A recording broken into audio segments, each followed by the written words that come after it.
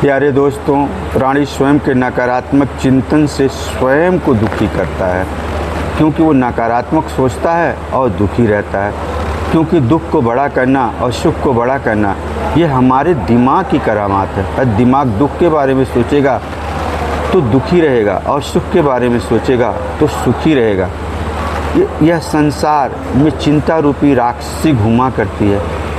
यह उसी प्राणी को पकड़ती है जिसको यह संसार सत्य प्रतीत होता है।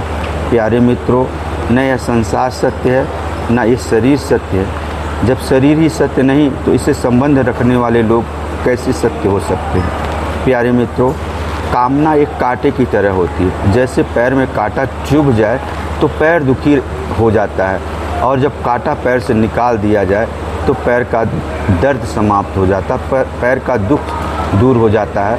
उसी तरह मन में जब कोई कामना बैठ जाती, घर कर जाती, तो मन दुखी हो जाता है। अतः जब कामना रूपी कांटा को मन से निकाल दोगे तो मन सुखी हो जाएगा। जैसे पैर के कांटा निकालने से पैर का दुख दूर होता है, उसी तरह मन से कामना निकालने से मन खुश हो जाता है, मन सुखी हो जाता है। इसीलिए चाह गई चिंता मिटी, मनवा बेपरवाह, जिसको कछु नहीं चाहिए वही शहंशाह। प्यारे मित्रों, सबसे पहली माया अपनी शरीर है, दूसरी माया शरीर से संबंध रखने वाले लोग। न शरीर अपनी होती न शरीर से संबंध रखने वाले लोग अपने होते हैं। अतः चिंता में न रहें और कामना रहित जीवन व्यतीत करें। इसीलिए यदि प्राणी कोई भी हो यदि नकारात्मक सोचेगा तो दुखी रहेगा, क्योंकि प्राणी स्वयं के नकारात्मक चिंतन से स्वयं को दुखी करता है।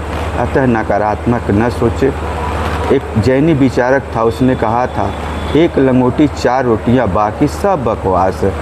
यह संसार में तन मन और धन का आत्मा के साथ कोई संबंध नहीं रहता। अंतिम समय में तन मन धन के साथ आत्मा का कोई संबंध नहीं रहता। अंतिम समय में सब छूट जाता, चाहे अरबों की संपत्ति हो। अतः चिंता मुक्त जीवन व्यतीत करें। राधे राधे।